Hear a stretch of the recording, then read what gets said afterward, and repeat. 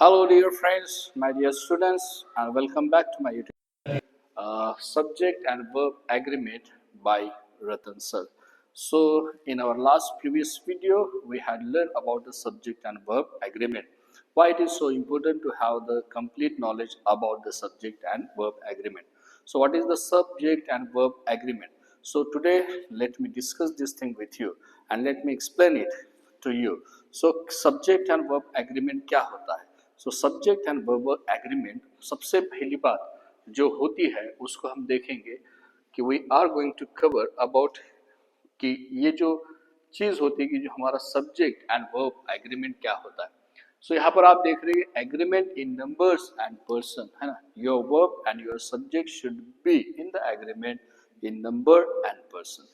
So number से मतलब क्या है कि जब कभी भी आपका जो सब्जेक्ट अगर सिंगुलर है तो आपको उस सिंगुलर सब्जेक्ट के साथ में आपको सिंगुलर वर्ब इस्तेमाल करना बहुत जरूरी होता है। So it is must to everyone to use singular verb with the singular subject. और पर्सन से रिलेटेड क्या होता है कि जैसा आप सभी को मुझको पता है कि जैसा कि फर्स्ट पर्सन, सेकंड पर्सन और थर्ड पर्सन से अकॉर्डिंग हमारे जो वर्ब्स होते हैं वो अलग अलग डिफरेंट फॉर्म्स लेते हैं। तो जैसा कि यहाँ पर आप देख रहे हैं कि a cat sleeps on the porch, तो सबसे पहली बात हम देख रहे हैं कि यहाँ पर जो आप येलो वर्ड्स में, येलो कलर में आप जो इस कैट को देख रहे हैं एक सिंगुलर सब्जेक्ट है और ये जो सेंटेंस है it is simple present tense. ये सिंपल प्रेजेंट टेंस में एक सेंटेंस बना हुआ है और इसलिए यहाँ पर हमने वर्ब का चयन किया है, जो हमने यहाँ पर वर्ब चूज किया है तो वो क्या है, a cat sleeps on the porch. तो यहाँ पर आपको देखना है कि आपका जो पर्सन और नंबर मैच करना चाहिए। तो ये थर्ड पर्सन सिंगुलर है इसलिए यहाँ पर वर्ब की फॉर्म को हमने एक सफिक्स लगाया हुआ है और यस इसको हमने यहाँ पर ऐड किया है। और इसीलिए यानी ग्रामर का रूल है कि जब थर्ड पर्सन सिंगुलर होता है तो सिंपल प्रेजेंट टेंस में आपकी वर्ब को एस लगना चाहिए। यानी आपको दोनों तरफ से ध्यान देना है कि आपका नंबर और आपका पर्सन ये दोनों वर्ब से एग्री करने चाहिए और तभी जाकर आपका सेंटेंस जो होगा वो करेक्ट होगा। In second sentence we are seeing that cats sleep on the porch. तो यहाँ पर आप देख रहे हैं कि आपका जो सब्जेक्ट है इस सेंटेंस का ये कैट्स है, मतलब प्लूरल है और प्लूरल है इसलिए हमारा वर्ब भी प्लूरल होना चाहिए। तो जैसा कि हमने सिंगुलर में यस लगाया था मगर यहाँ पर हमने नहीं लगाया, क्यों?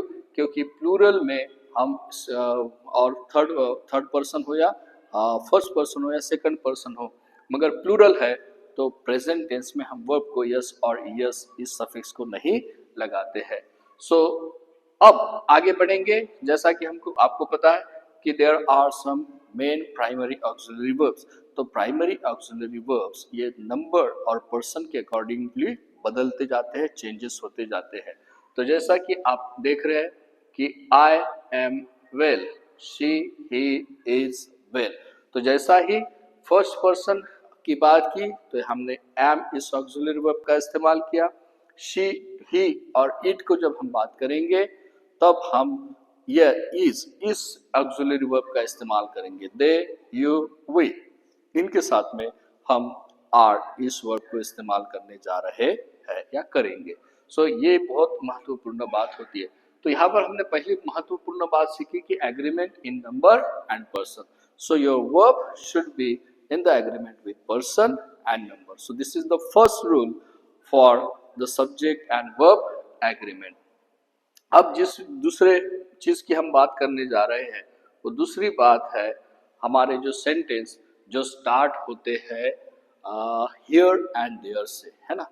सो इन सच केसेस और in such sentences which are starting with the here and there you need to understand or you need to know that in such sentences our subject is placed after the verb।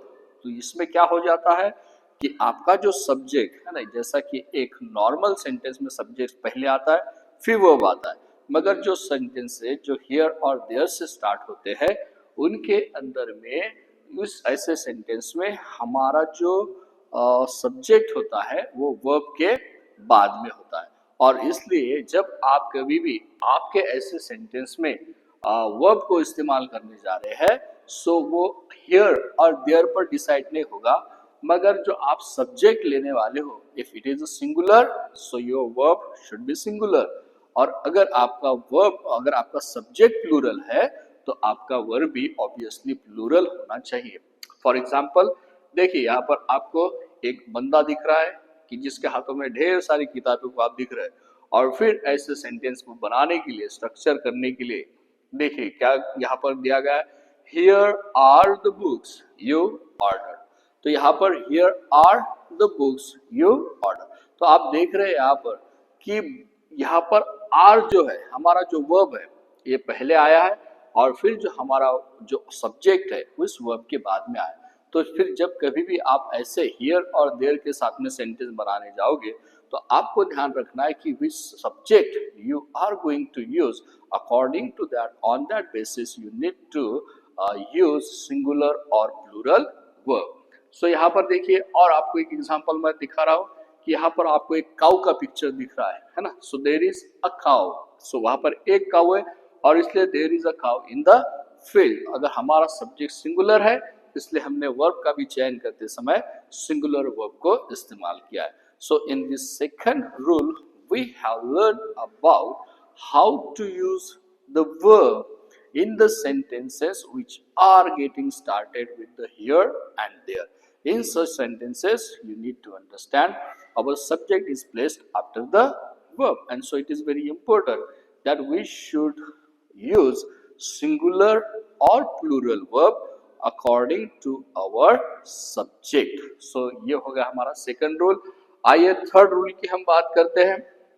जो third rule होता है, सो कि यहाँ पर आप देख रहे हैं कि सिंगुलर जब कभी भी है ना, जब दो सिंगुलर सब्जेक्ट्स है ना, दो सिंगुलर सब्जेक्ट्स एंड इस कंजंक्शन के साथ में हम जोड़ रहे हैं, when we are connecting to singular subject by joining with the conjunction.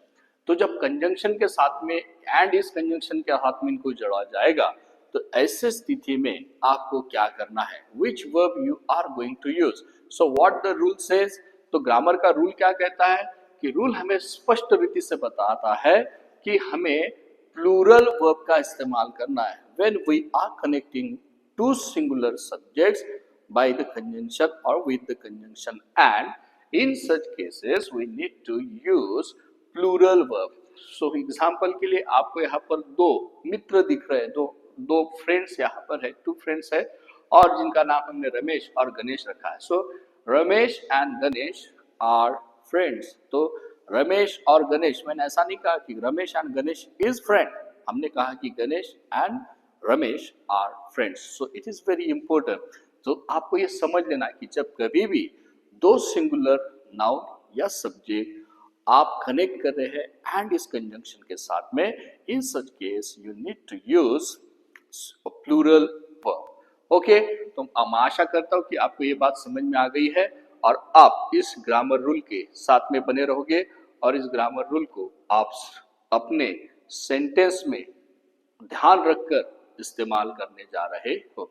अब आइए तीसरे रूल की तरफ चलते हैं। जो तीसरा रूल जो हमें बताता है, so verbs at the distance from the subject, कि जो हमारे वर्ब एक सब्जेक्ट से काफी दूरी पर है ना लिखा जाता है, तो उस समय में आप कौन से वर्ब का इस्तेमाल करने जा रहे हो, है ना। So in many sentences our subject and our verb is placed at much distance, है ना, काफी दूरी पर उसे लिखा जाता है। आइए एग्जांपल के तरीके हम इसको देखेंगे कि क्या होता है, कि किस प्रकार के ऐसे सेंटेंस होते हैं। सो माय फ्रेंड्स, यहाँ पर आपको दिख रहा है कि जो रेड कलर में जो हमने इस वर्ड को लिखा है, my friends, including Priyanka, the tall girl with short hair, and Grishma, the short girl with curly hair, suddenly entered the room. So यहाँ पर येलो कलर में जो आपको वर्ड दिख रहा है, that is the verb, वो हमारा इस सेंटेंस का हमारा वर्ब है। मगर आप देख रहे हो कि ये जो my friends है, ये काफी दूरी पर यहाँ पर आपको दिखाई दे रहा है। So in such cases आपको ध्यान देना है कि जो आपका जो सब्जेक्ट है, वो सब्जेक्ट बहुत महत्व का है।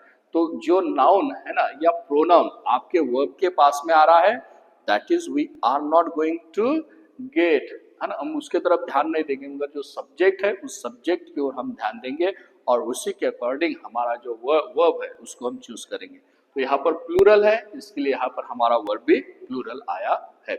यहाँ पर आप देख रहे हैं the man who owns the Vilas and the apartments in the south Bangalore has called. तो यहाँ पर हमारा सब्जेक्ट सिंगुलर है मगर वर्ब से काफी दूरी पर है, मगर फिर भी यहाँ पर आपको अपार्टमेंट्स इन साउथ बैंगलोर आपको दिख रहा है, मगर यहाँ पर जो मेन वर्ब सब्जेक्ट जो हमारा है द मैन, ये हमारा, और इसीलिए according to our singular subject we have chosen to use has called.